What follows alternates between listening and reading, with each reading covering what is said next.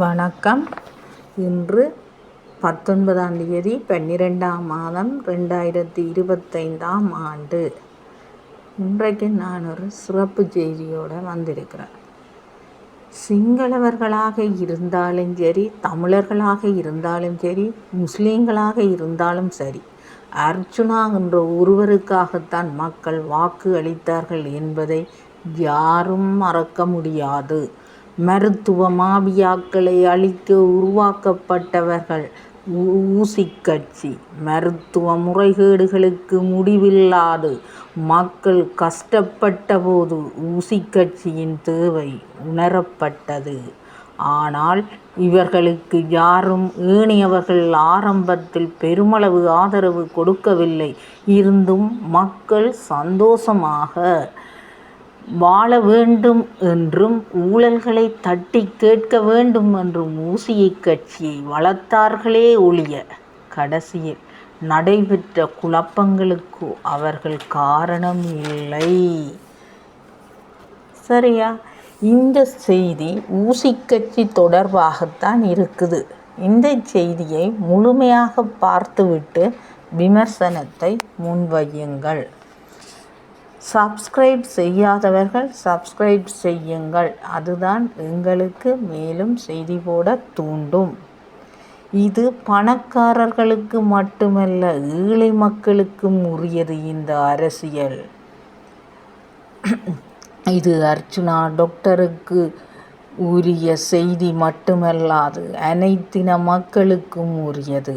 ஆரம்ப கட்டத்தில் இருந்து பார்த்தால் எங்கு பார்த்தாலும் மருத்துவ முறைகேடுகள், வைத்தியர் மக்களை மதிக்காமை, எரிந்து விழுந்தன்மை, அசமந்த போக்கு போன்ற பல சிக்கல்களை காலங்காலமாக மக்கள் அனுபவித்து வந்தார்கள்.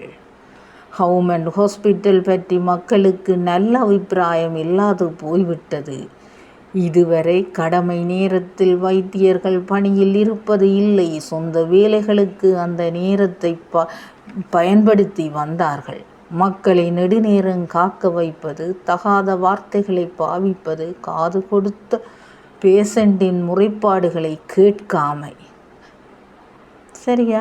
மற்றது பிரைவேட்டில் இந்த மருந்தை எடுங்கோ என சிட்டை கொடுப்பது, விலை குறைந்த மருந்துகளை மட்டும் ஹாஸ்பிட்டலில் கொடுத்துவிட்டு விலை கூடிய மருந்துகளை வெளியாளை வாங்குங்கோ என சொல்வது போன்ற பல குளறுபடிகள் மக்கள் மத்தியில் அதிகரித்து காணப்பட்டது. குறிப்பாக சொல்லப்போனால் நோயாளிகளை அசமந்த போக்கில் விடுவது. இவ்வாறான நிலைமையில் தான் மக்கள் வெகுண்டு எழுந்தார்கள். இவற்றையெல்லாம் தட்டி கேட்க யாரும் இல்லையே என தவிப்பில் இருந்தார்கள். ஏழை மக்களின் வாழ்க்கை கேள்விக்குறியானது. எந்த அரசியல் கட்சியிடம் முறையிட்டு எந்த பயனும் இல்லையே என்ற விரக்தியில் துவண்டு போய் இருந்தார்கள். தமிழ் அரசியல் கட்சிகள் மீது வெறுப்பே வந்துவிட்டது. இனி யாருக்கு வாக்கு போட்டால் என்ன, போடாமல் விட்டால் என்ன என்ற நிலையில் இருந்தார்கள். காலங்காலமாக எலெக்ஷனும் வருது, மக்களும் வாக்கு போடுகிறார்கள். ஆனால் மருத்துவத்துறையில் எவ்வித மாற்றமும் இல்லாத மந்தகதியிலே போய்கொண்டிருந்தது. இந்த நேரத்தில் ஊசி கட்சியின் தோற்றம் தோன்றியது. ஊசி கட்சியினர் சுயேட்சையாக மக்களிடம் வாக்கு கேட்க போனபோது மக்கள் மனங்களிலே ஒரு சலிப்பு இருந்தது. இது என்ன ஒரு புது கட்சி?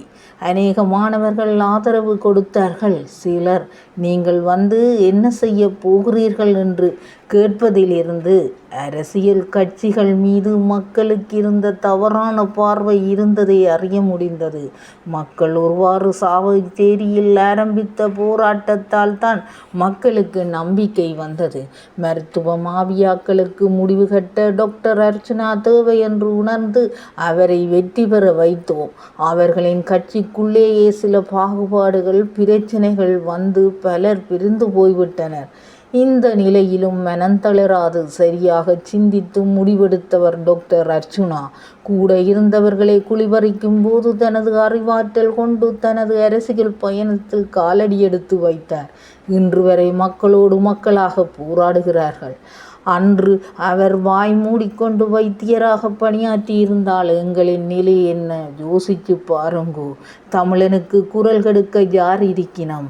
தலைவருக்கு அடுத்ததாக யாருமே தமிழரை கண்டுகொள்வதில்லை. இந்த நிலையில் தனி மனிதனாக போராடி கொண்டு இருக்கிறார் டாக்டர். நீங்கள் எவ்வளவு கற்களை அவர் மீது தூக்கி எறிந்தாலும் சளைக்க மாட்டார். அவர் வந்த பிறகுதான் மருத்துவத்துறை சீராக இயங்குகிறது, கண்கூடாக தெரிகின்றது. ஊசி கட்சியில் ஆக்கல் இல்லாவிட்டால் என்ன? டாக்டரின் அறிவாற்றல் ஒன்றிய போதும் கட்சியை இயங்க வைக்க 50 முட்டாள்களை வைத்து கட்சியை இயக்குவதிலும் பார்க்க தனியொருவனாக நின்று கட்சியை செயற்படுத்துவது மேல். புலிகளை அணைப்பது போல் டாக்டருக்கும் மக்கள் ஆதரவு பெருகியது. அவர்கள் கட்சிக்குள்ளேயே இருக்கும் பிரச்சனைகளை பார்க்காது அடுத்து டாக்டர் என்ன செய்ய போகிறார் என்பதை மட்டுமே மக்கள் பார்த்து கொண்டிருக்கிறார்கள். சுயேட்சையாக இவ்வாறு அரசியலுக்குள் நுழைந்தார், அதோடு நின்றாரா? அவர்களின் நகர்வுகள் ஒரு ஆயுதம் தூக்காத சாதாரண உடையோடு பொதுமக்களுக்கு, அதாவது ஏழை எளியவர்களுக்கு உழைக்கின்ற கட்சியாக அங்கம் வகித்தது. அவர்களுக்கு குரல் கொடுப்பதையே நோக்கமாக கொண்டிருந்தது. பாட்டாளி மக்களின், அதாவது ஏழை மக்கள் படுற தந்த டாக்டரை இலகச் செய்து சோசலிச கொள்கைகளை விரும்பியவராக ஊசி கட்சியினர் இருந்தனர். நாட்டை அபிவிருத்தி செய்யணும், மருத்துவ முறைகேடுகளை தட்டி கேட்கணும் என்ற ஆசையோடு அல்ல, ஒரு வெறியோடு உன்னிப்பாக வெற்றியை பெற்று செயலாற்றத் தொடங்கினர். எதை நோக்காக கொண்டாரோ, எதற்காக போராட்டத்தை ஆரம்பித்தாரோ என்ற எண்ணத்தோடு அரசியலில் காலடி எடுத்து வைத்தார் டாக்டர் அர்ச்சுனா. பல கட்சியோடு இணைந்தும் செயலாற்ற முனைந்தார்கள். ஆனால் அவர்களால் முடியவில்லை. ஊசி கட்சியோடு இணைவதற்கும் பலர் முன்வைந்தார்கள். அதுவும் சாத்தியமில்லாமல் போனது. காரணம், ஊசி கட்சி அநீதிக்கு எதிரானது என்ற பயத்தால் என்னவோ பயப்பட்டு விலகிச் சென்றார்கள். மக்களுக்கு கொடுக்க வேண்டிய சேவைகளை கொடுத்தார். இன்று நாட்டில் அநீதி குறைய டாக்டர் காரணமாக இருந்தார் என்பதை யாரும் மறுக்க முடியாது. நாட்டு மக்கள், குறிப்பாக ஏழை மக்கள் நிம்மதியாக இருக்க வேண்டும் என்பதே அவரின் சந்தோஷம். சரியா? டாக்டர் குற்றஞ்சாட்டுவாரே தவிர, அதாவது அரச ஊழியர்களின் குற்றத்தை சுட்டி காட்டுவாரே தவிர, தவறுகளுக்கு நோகடிப்பாரே தவிர, குரல் கொடுப்பாரே தவிர குரல் கொடுக்கவோ இல்லை. சரியா? அதாவது நான் என்ன சொல்ல வர்றேன்டா, டாக்டர் பிள்ளைகளை நேருக்கு நேர சுட்டி காட்டுறார். ஒழிய அவையில் குறை கண்டுபிடிக்கணுமோ, குற்றம் சுமத்த வேணுமோ என்பது இல்லை. அவருக்கு காலம் கை கொடுக்கவில்லை என்று தான் சொல்லணும். அவர்களின் சேவையை தொடர நினைக்கும் ஆரம்ப கட்டத்தில் கட்சி பிளவுகள் ஏற்பட்டமைதான். ஒன்றாக இருந்தால் பலம் இன்னும் கூடியிருக்கும். இலங்கையில் உள்ள மருத்துவ ஊழல்களை தனியொருவனாக தட்டி கேட்ட காரணத்தினால் ஏனைய கட்சிகளுக்கு கொடுக்காத முக்கியத்துவத்தை ஊசி கட்சிக்கு மக்கள் பெருமளவு ஆதரவை கொடுத்தனர். அதனை மனதில் வைத்து கொண்டுதான் இன்று குரல் கொடுத்து கொண்டிருக்கிறார் டாக்டர். இதனை நீங்கள் மறக்கக்கூடாது.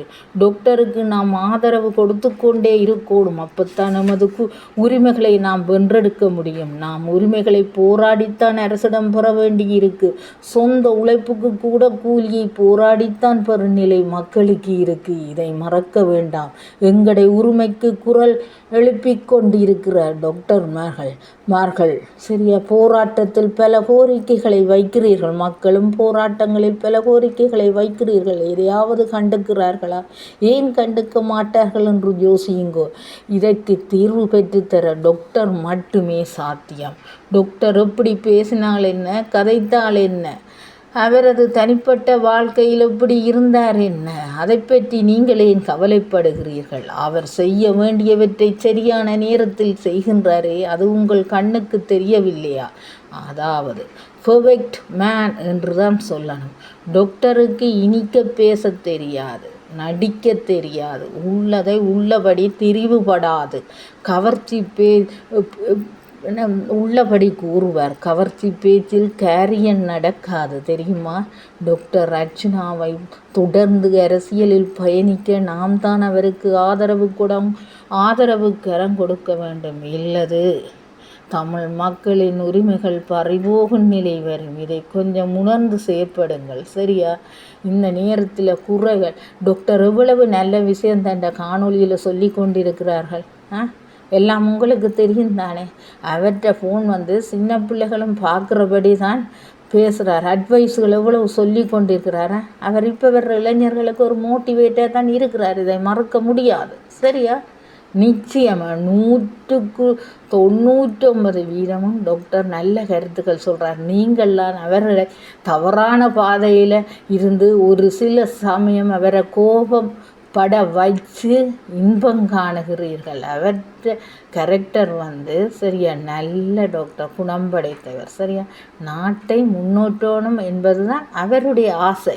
ஒரு சிலர் தான் அவரை வெறுப்பேற்றி இன்பம் காண்கிறீர்கள். அதில் உங்களுக்கு என்ன சந்தோஷம் சொல்லுங்க பாப்போம்.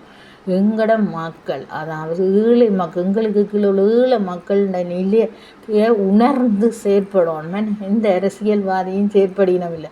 பணக்காரர்களுக்கு அரசியல் செய்யணுமே தவிர அந்த கீழே எத்தனையோ இடங்களில் பின்தங்கின இடங்களில் எல்லாம் வாழ்கிற மக்களோட நிலையை எடுத்து சொல்லணும்.